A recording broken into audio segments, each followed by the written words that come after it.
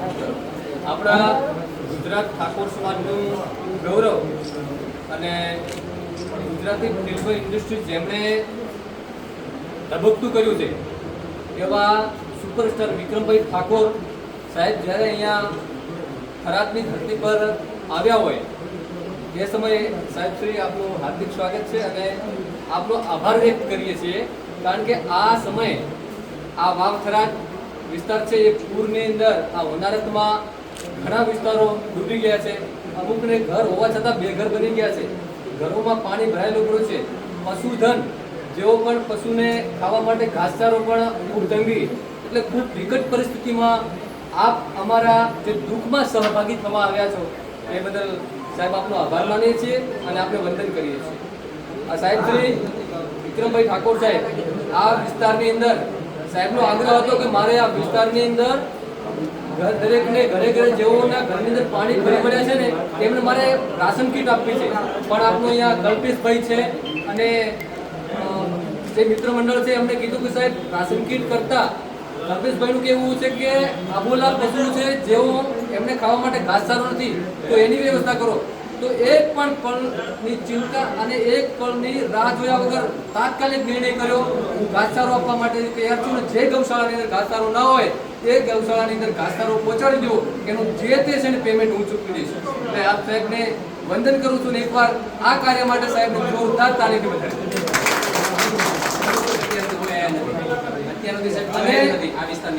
આ વિસ્તારમાં આવી હોનારતના સમયે આજ સુધી કોઈ પણ કલાકારે અહીંયા મુલાકાત લીધી નથી. આ પ્રથમ એવા કલાકાર છે કે જેમણે પશુઓની પણ ચિંતા કરી છે, માનવ જાતની સાથે સાથે પશુઓની ચિંતા કરી અને અહીંયા બિરાજમાન થયા છે. એટલે એમનો ખૂબ ખૂબ આભાર. અને એકચ્યુઅલી મારા બહુ પહેલાં અમે લોકો જે જગ્યાએ શૂટિંગ કરતા હતા છે લીમખેડાથી અંદર 20-25 કિલોમીટર અંદર ગામડું છે, ત્યાં શૂટિંગ કરતા હતા મજાના ગામમાં. તો ત્યાં તમે નહીં માનો કે મોબાઈલના નેટવર્ક જ નહોતા આવતા ને આટલી મોટી હોનારત થઈ ગઈ તો અમને ક્યાં તો અમને કોઈને ખબર જ નહોતી. આ તો પછી કેમ કે અમે હોટલમાં અમે આખી રાત શૂટિંગ કરીએ, રાત્રે 2-3 વાગ્યા સુધી હોટલમાં આવીએ, થાક્યા ઊંઘી જઈએ, સવારે 10 વાગ્યા પર ઉઠીને પાન થઈને તરત શૂટિંગમાં જતા રહીએ. ટીવી નહોતા જોતા, મોબાઈલ નહોતા જોતા, કશું જોતા નહોતા. પણ જ્યારે ઘેર આવ્યો ત્યારે મને ખબર પડી કે આવી પરિસ્થિતિ થઈ છે. મને થયું કે સારું ખરેખર મારાથી મોડું થઈ ગયું કહેવાય આમ જોવા જઈએ તો. એ બદલ ખરેખર પહેલાં તો આ સુધી માફી માંગુ. પણ ખબર પડી તરત જ અમારા મેહુલભાઈ મારા ખાસ મિત્ર હતા, મારા ખાસ મિત્ર બહુ વર્ષોથી અમારા સંબંધ છે. એમણે મને કીધું કે ભાઈ આ પરિસ્થિતિ થઈ છે તો મેં કીધું આપણે જે બને મારા તરફથી જે બને હું મદદ કરવા તૈયાર છું, આપ બોલો તમે.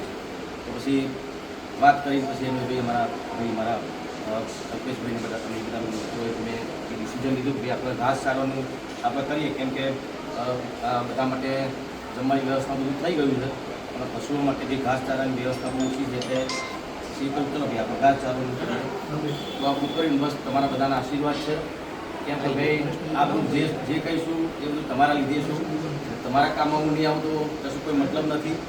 એટલા માટે કેમ કે અમે કીધું ભાઈ કે ભાઈ આપણા વિસ્તારમાં આપણો વિસ્તાર નહીં મારો વિસ્તાર નહીં કહો તો ચાલે કે તમે બધા મારા છો તમારું. એટલે સમાજની સાથે સાથે બીજા દરેક સમાજ મારા તમારી સમાજના મિત્રો મારા બહુ સાથે વર્ષોથી જૂના સંબંધ છે અને ઘણું બધું કહેવું છે મારા ખાસ મારા યુવા મિત્રોને કે ટૂંક સમયમાં આપણા સમાજ માટે અને બીજા સમાજ માટે પણ ટ્રસ્ટ બનાવી રહ્યો છું. એમ કે કામ એવું થાય છે મારે કોઈની મદદ કરવી હોય, ઘણા બધા આપણા સમાજના આપણા બીજા સમાજના લોકો આવતા મદદ મારે કરવી હોય તો યથાશક્તિ હું કેટલું કરી શકું કરી તો પછી મેં વિચાર્યું કે ભાઈ ટ્રસ્ટ બનાવીએ.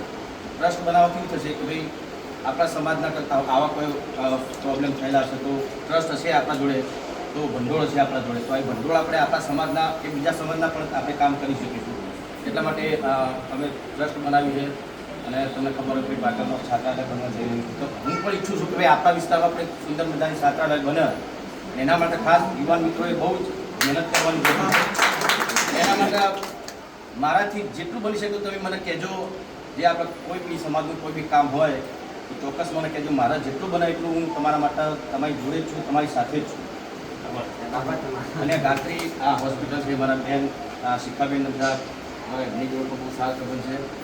અને કોઈ આપણા સમાજનો બી કોઈ એવું ગરીબ પરિસ્થિતિનો હશે એમને બી કોઈ જો આ દવાખાનામાં એટલી પરિસ્થિતિ નહીં હોય તો પણ કહેજો, મને ફોન કરજો, મેહુલભાઈને ફોન કરજો. તમારા જે પણ દવાખાનાની પણ જરૂર છે, જે પણ દવા જે બી ઇલાજની જરૂર છે એ પણ સસ્તા ભાઈ અથવા તો મફત કરી આપશે, જે પરિસ્થિતિ પ્રમાણે છે.